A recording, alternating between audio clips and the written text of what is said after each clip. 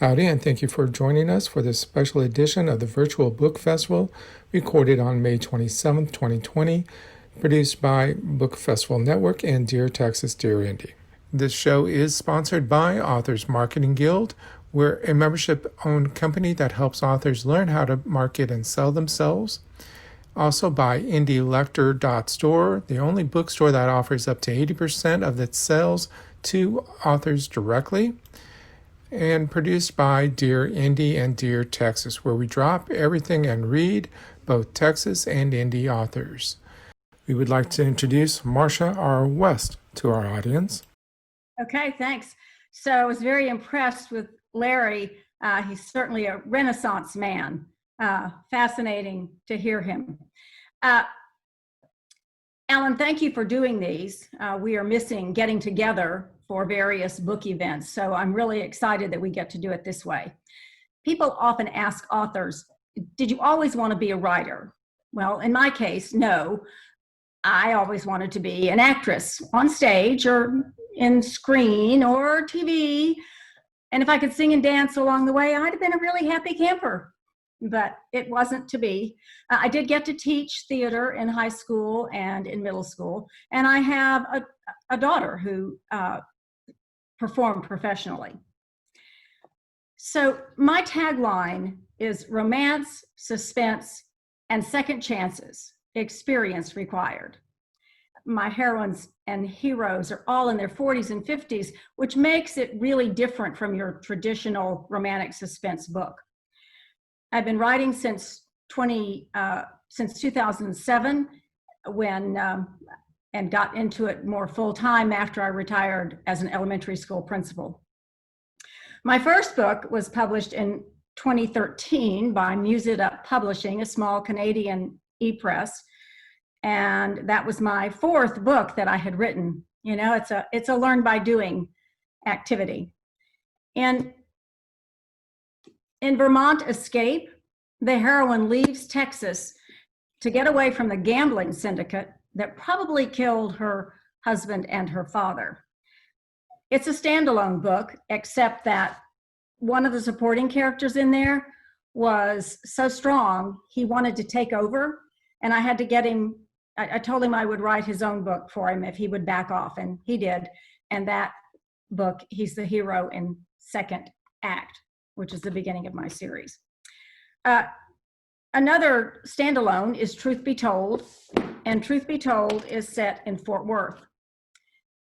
The settings of my books are always really important. I think it's because of my theater background.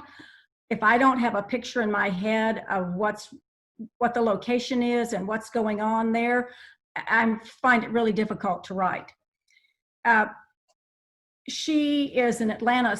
The heroine in Truth Be Told is a SWAT team member from Atlanta, and she's lost a member of her team, and she's come back to Fort Worth to spend the holidays. And she discovers that her father, a mayor of Fort Worth, a very fictional mayor of Fort Worth, is being blackmailed. The theater, of course, I would have to write a book called The Theater, picks up some of the experiences that I had and that my daughter had. And as I mentioned, and I have a series, the Second Chances series, and this is the first of those books, is about 4 women who are in their 40s.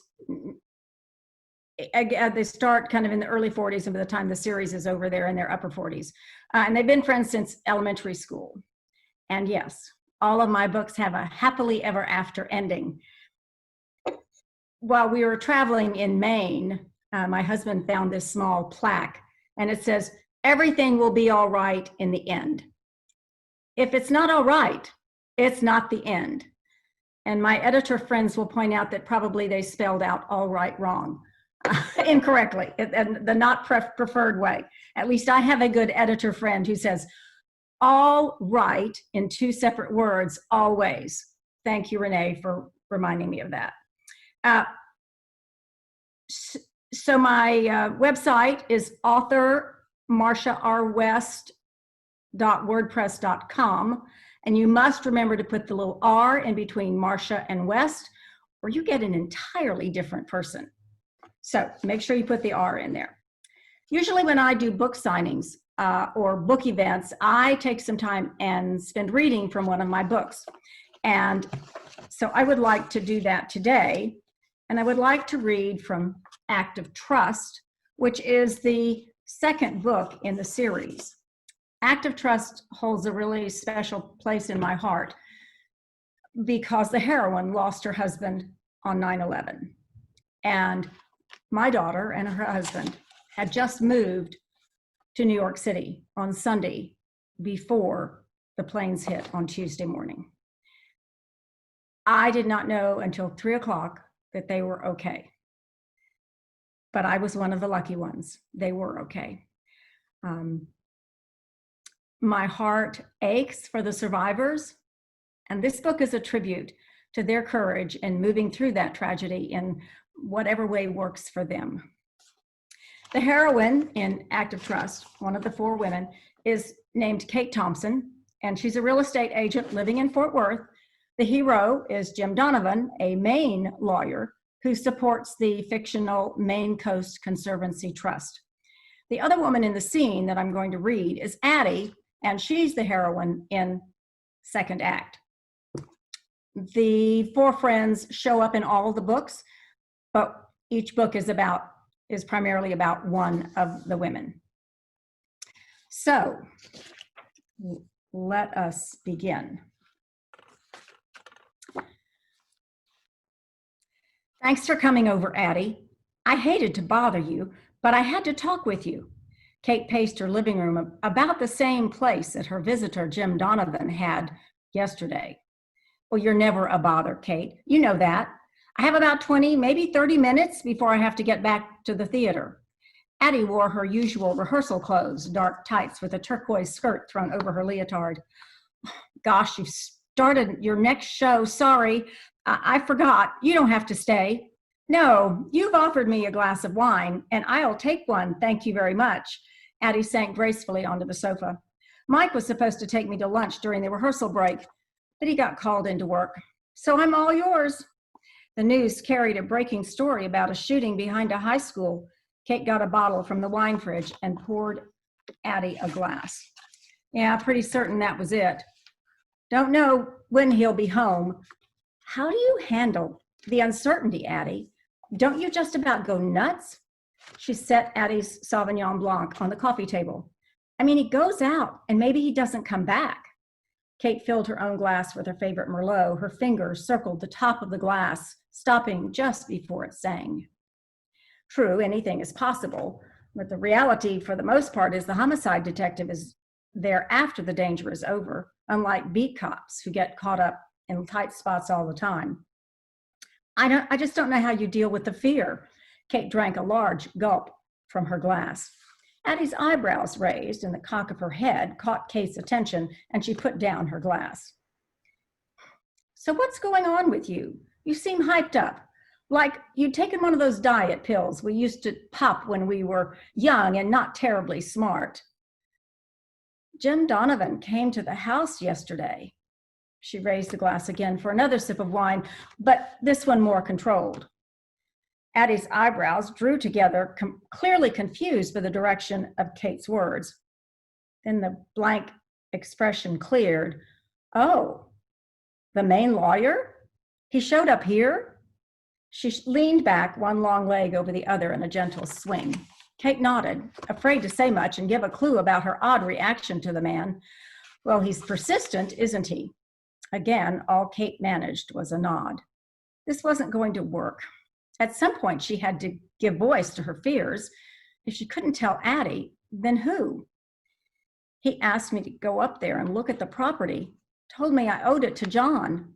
Oh, my dear. Addie set her glass on the table, scooted next to Kate, and slipped an arm around her shoulder. He's more than persistent. He's brutal. I told him, I don't fly. He said Liddy told him. So he knows about John? It was a statement, but Kate nodded. Well, hon, what would be so bad about taking a look at the property? Addie picked up her glass and sipped her wine. Then you'd feel like you were honoring John's family. My artistic director is down with the flu, so I'm handling rehearsals, or I'd go with you. Maybe Devin or Kim can get away? But I don't want him to come here again. Kate swallowed another large gulp of wine, which brought on a coughing fit. Again, Addie cocked her head the way a puppy does when it can't figure out what its master wants. I don't understand. He made me feel. Kate couldn't stop her voice from trembling. How did he make you feel, sweetie? He made me feel. He put his arms around me and he rocked me. He made me feel cherished. And despite her best efforts, the tears spilled over and ran down her cheeks. Addie pulled Kate into her arms. Oh, sweetie, that's the place we've all hoped you would reach at some point. All the men we've introduced you to, you've just shut down after the first or second date. You've been frozen in time, raising Blair, selling houses, caring for and burying your parents, but never moving past the tragedy of 9/11. Finally, Kate got herself together and pulled a tissue from a box on the end table. She blew her nose and finished her wine and then rose. You want a refill? Better not. I won't know stage right from stage left. Makes giving directions tough. Addie glanced at her watch. Ah, sweetie, I hate to leave you like this, but I have to go back.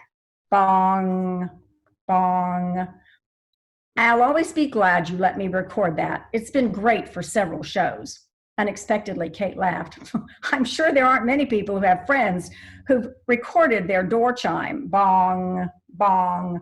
Addie joined her laughter to Kate's. Well, I've got to leave, and you need to check whoever is sitting on your wonderful doorbell. Kate peeked out the side window. Oh, dear. What's the matter? Someone with a gun? Addie's overly dramatic question brought a smile to Kate's face. No, it's Jim Donovan. Great. Open the door. I want to meet him. Bong. Kate jerked open the door. Hello. Bong. Thank God. I was afraid you weren't home. When no one answered, I feared you must have been mistaken. Well, you found me. She pushed her hair off her face, no telling what she looked like after the crying jag. Odd. She never considered her appearance anymore, especially not in conjunction to a man. I'm Kate's friend Addie, and I understand you want her to go to Maine and look at a piece of property. Oh, that's right. His eyebrows drew down. I know she doesn't fly. My solution to that problem is to suggest we drive up there. Addie smiled. What a super idea. She hugged Kate, who couldn't put two words together. What was the matter with her best friend? Had she gone in with the enemy?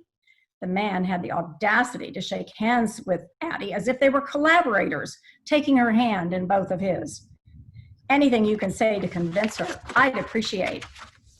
The Maine Coast Conservancy Trust would also. Addie looked him up and down. After a moment, she nodded. Good luck, Mr. Donovan. I wish you well.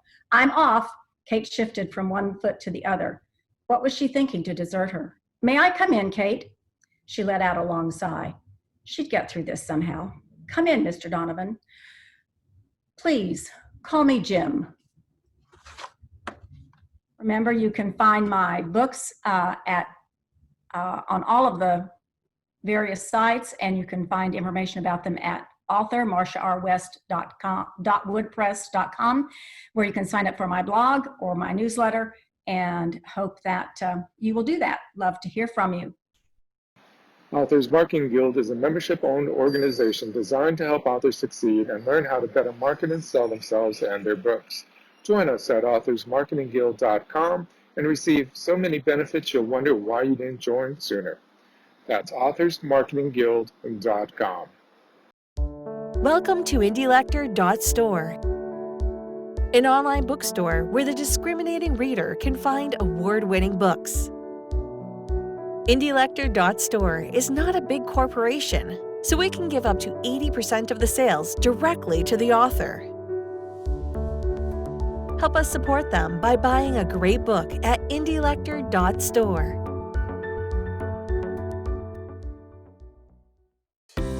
The 5th Annual Authors Marketing Event. 2 days of live seminars in marketing for authors. The only organization that certifies authors in marketing. Live and free to the first 100 authors registered. Sponsored by Bubblish, empowering entrepreneurs, and Indie Lector Store, paying authors for their fair share. Head to www.2020.authorsmarketingguild.com today.